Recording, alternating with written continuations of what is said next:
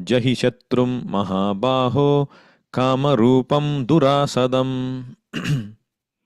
So now Krishna is concluding in this last verse of the third chapter. O Mahabaho, O Arjuna, you should understand that there is a higher self. In the previous verse, we have seen the hierarchy, how the senses are superior to dull matter, and then there is mind, which is superior to the senses, and then there is intelligence, which is even higher than the mind, and then there is spirit soul, which is even higher than the intelligence. So, Krishna is saying, you should know yourself, or knowing oneself to be transcendental to this material senses, mind, and intelligence. One should control this lower self by the higher self. Evam buddhehe param buddhva. Param buddhva means knowing that you are superior. Param buddhva. So knowing, you should study this mind. Samstabhya atmanam. Study the mind by atmana, by deliberate higher intelligence. In this way, Jahi Shatrum Mahabaho Kamarupam Durasadam. You conquer. Jahi means conquer. Jahi Shatrum, conquer this enemy known as lust.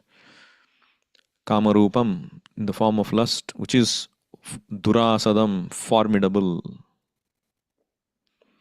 So one should have the higher intelligence.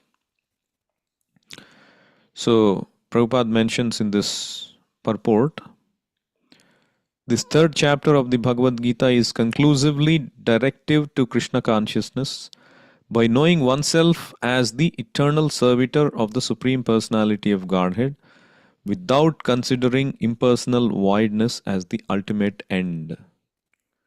So we are the Param. The spirit soul is higher than all this mind, intelligence, and the senses. And we should understand even better that we are part and parcel and eternal servitor of Krishna. Krishna is a person. He is not impersonal. And then Prabhupada mentions, in the material existence of life, one is certainly influenced by propensities for lust and desire for dominating the resources of material nature.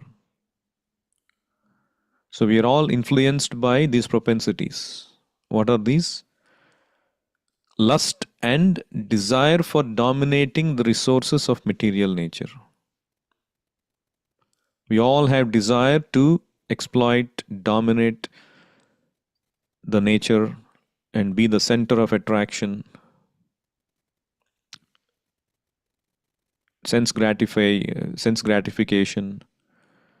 So this desire for overlording and sense gratification are the greatest enemies of the conditioned soul. So in the previous verses, lust is said to be the Nitya Vairina enemy.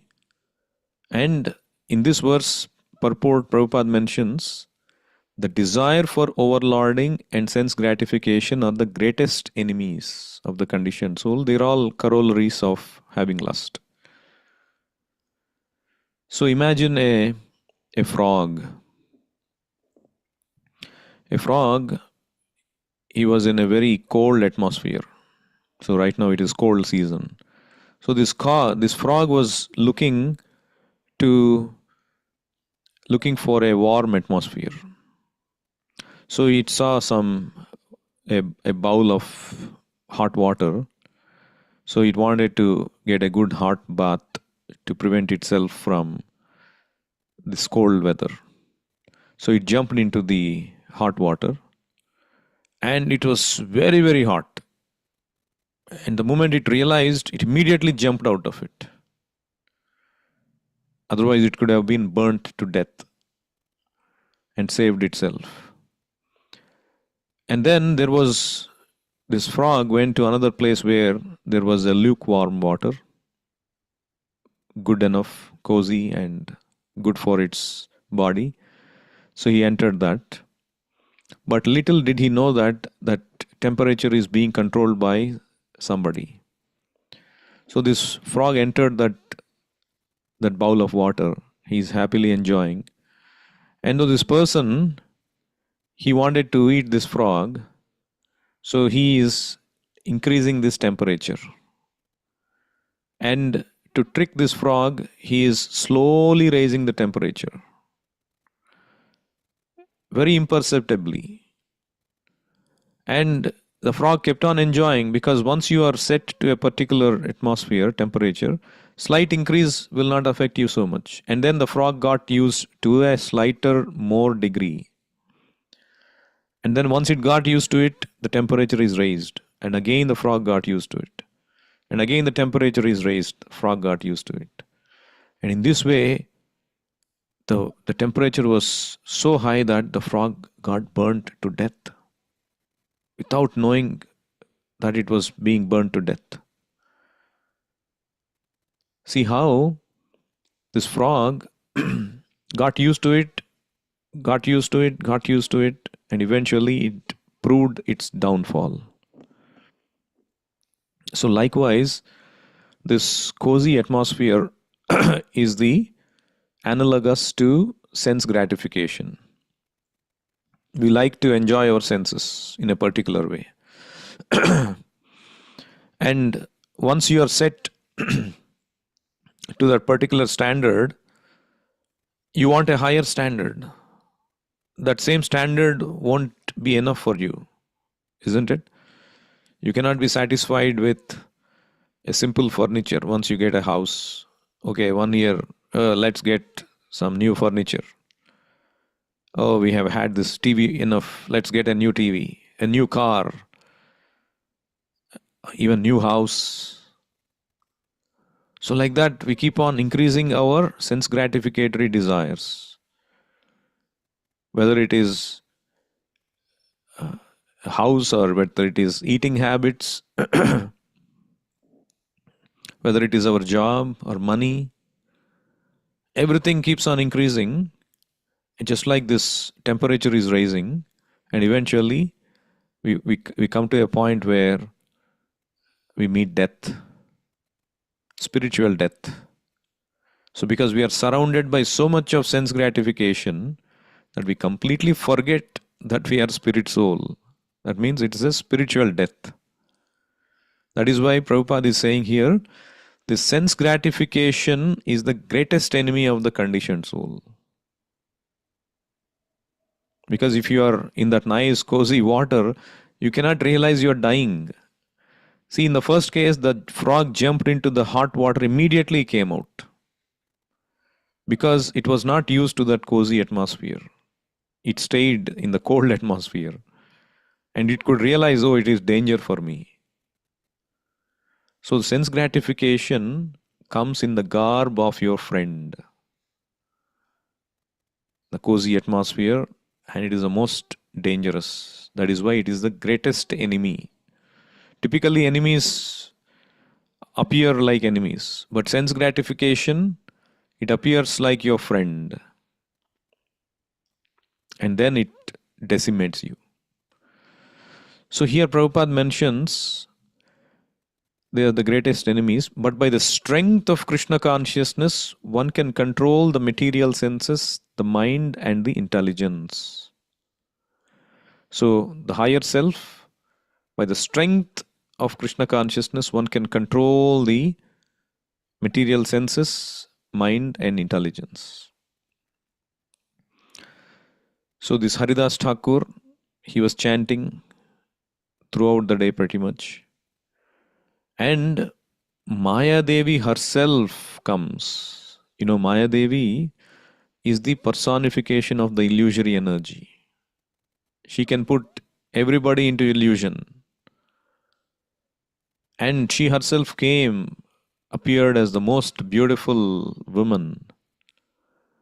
And she tried to test Haridas Thakur for 3 days continuously. But Haridas Thakur was so much immersed in Krishna consciousness, he was not moved. He was able to control the mind, senses, and intelligence. And by his chanting, Maya Devi herself became so attracted to Krishna Nama.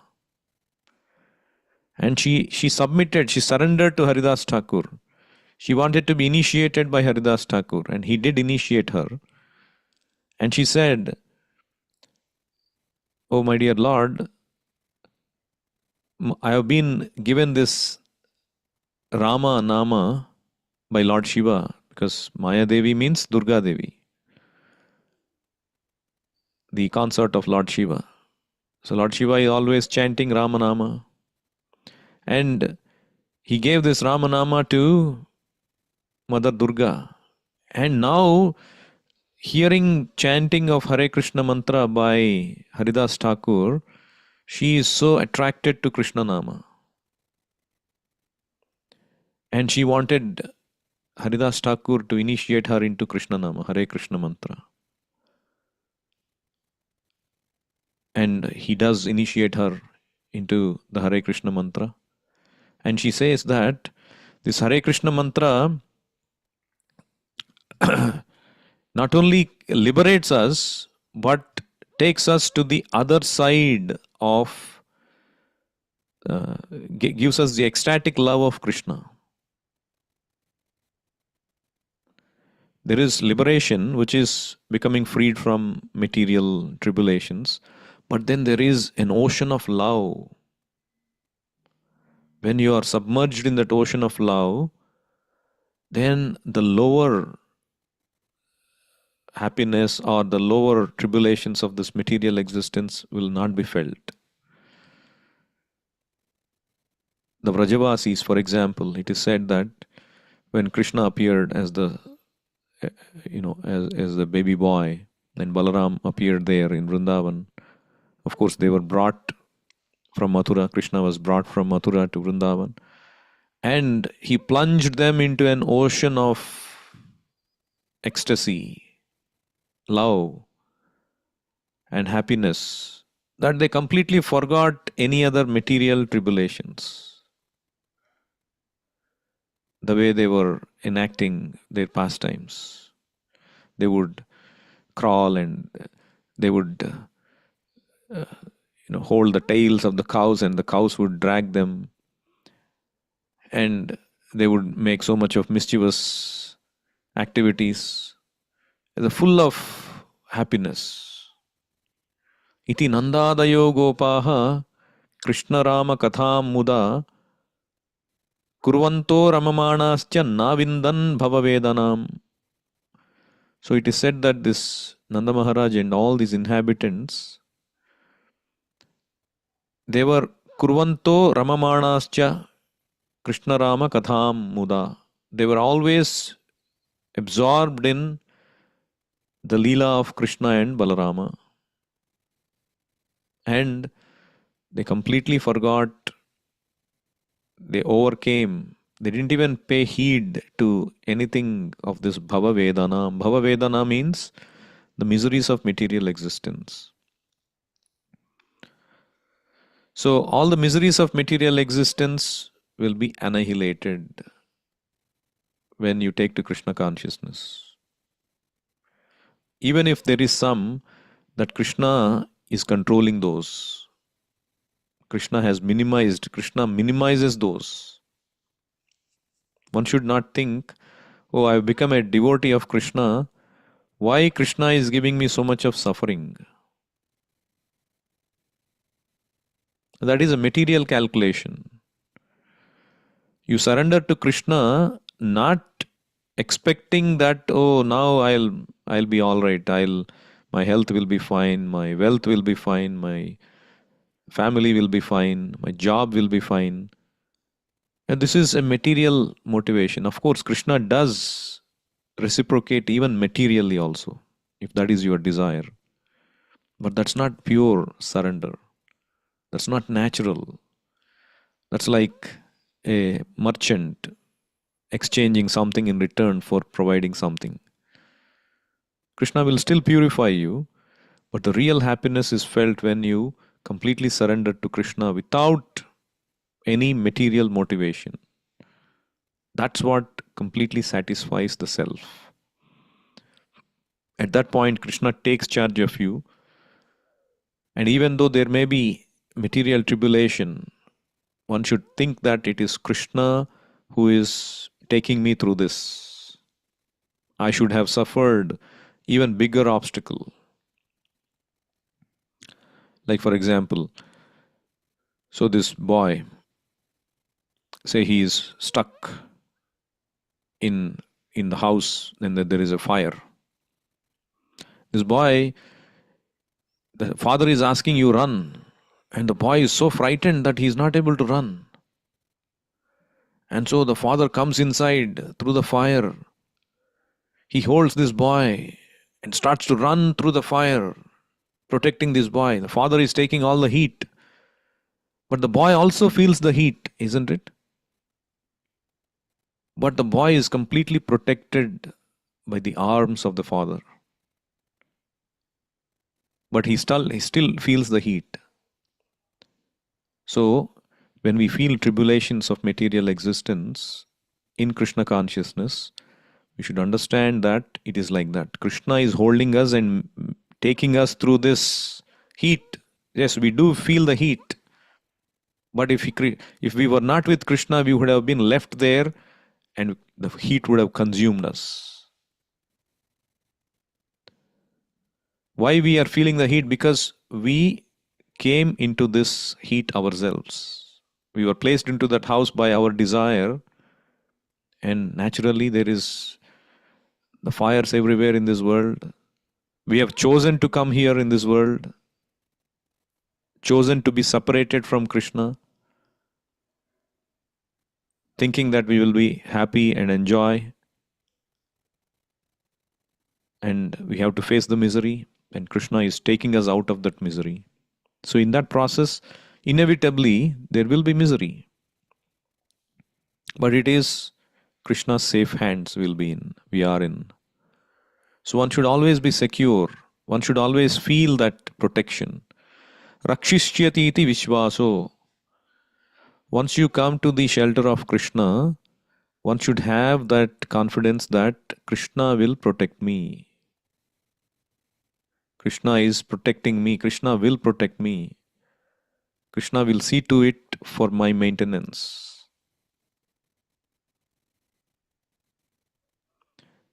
There is a devotee called Srivas Thakur in Chaitanya Leela.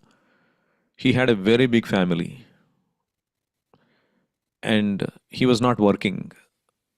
He had a big house and big family and he was not working. And one time Chaitanya Mahaprabhu went and asked him, "Oh, you have such a big family and you're not working. How will you provide for your family? Why don't you go work?" He said, "No, I don't want to work. I just want to be engaged in the Lord's service and the Lord will provide me." And what if you are out of resources? What if you cannot provide for your family? And he says, "I'll count three." That means three times if there is no food, I'm unable to provide for my family. I'll just go to Ganga, tie myself with a big rock and drown myself. And then Chaitanya Mahaprabhu closed his mouth and said, "While I am there, I will never let that happen to you. I can never let that happen to my devotee who is completely surrendered as you are. Even if Mother Lakshmi goes for begging, you will never be in want of opulence. I'll take care of everything. We are like your children, Chaitanya. I am Nityananda and I." So the Lord, one who is in shelter of Krishna, has no want, materially or spiritually. So one who has tasted that surrender, like Haridas Thakur, like Prahlad Maharaj, who was faced with so many obstacles, like Arjuna, like Srivas Thakur. So many of these great devotees, by the strength of that Krishna consciousness, they were able to overcome. One can control the lower self by the higher self. So, in the ancient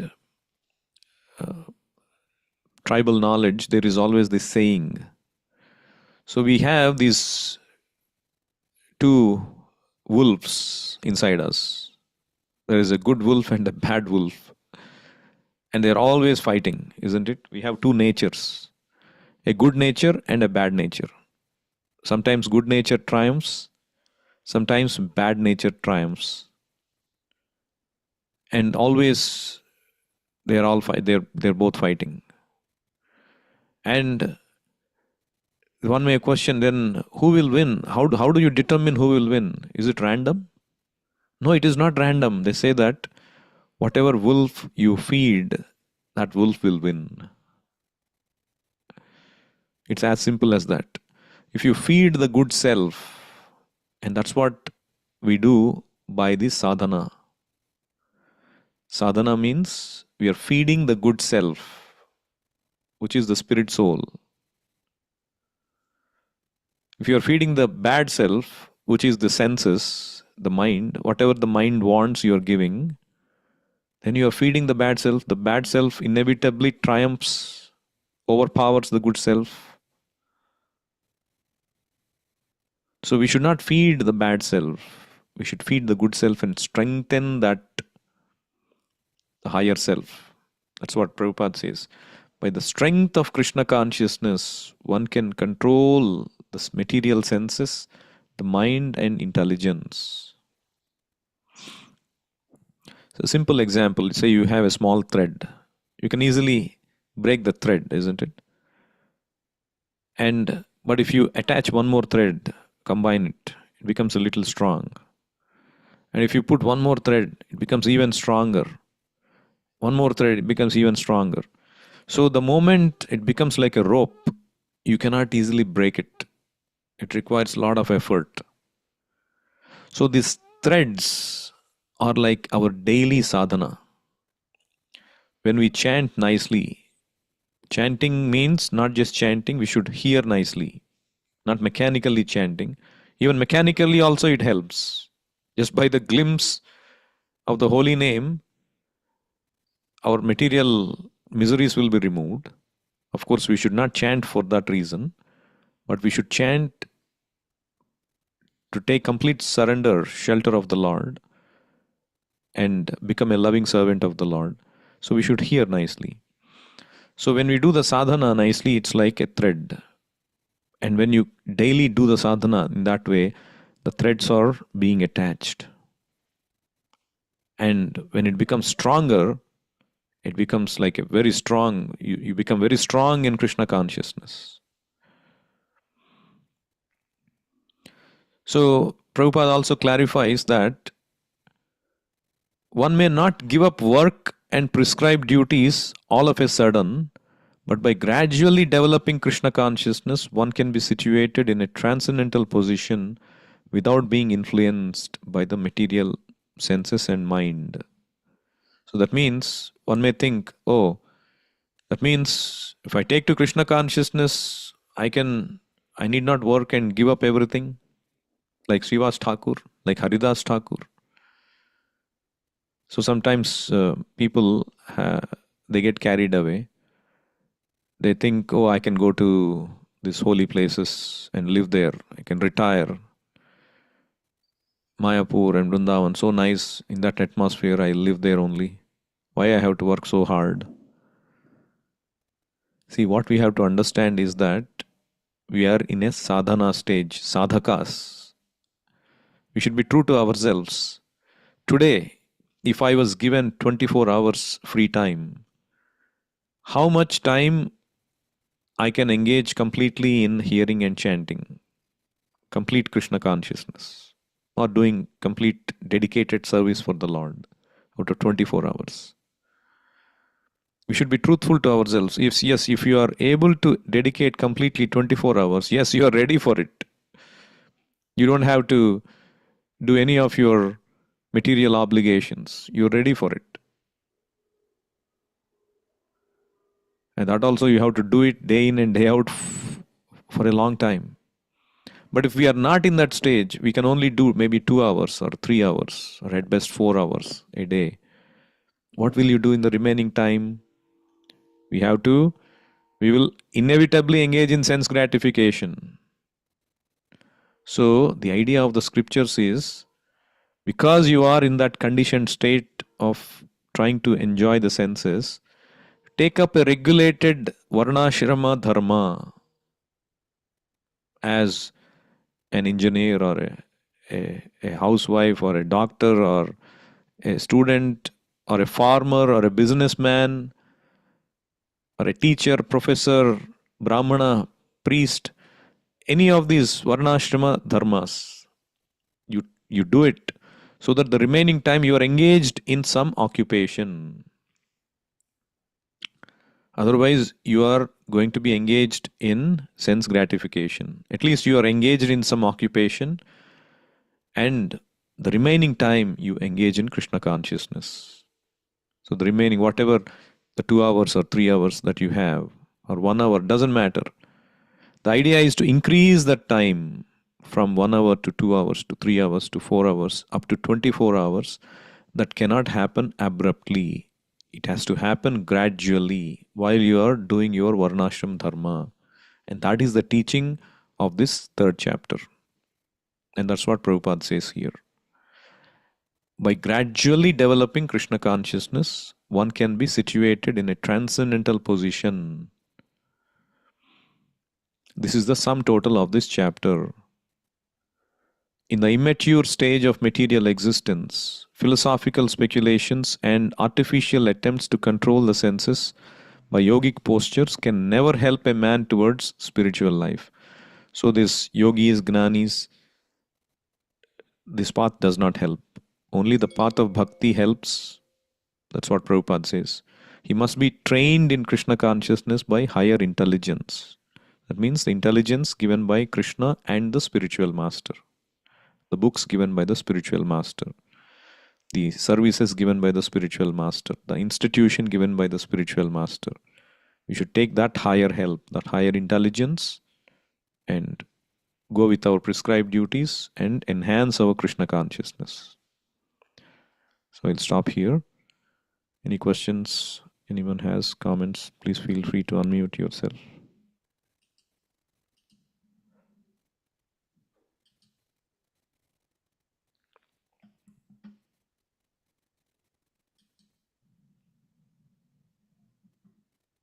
Bhagavad Gita as it is ki jai, Srila Prabhupada ki jai, Nitai Gaur Premanande, Hari Hari Bol, Hare Krishna.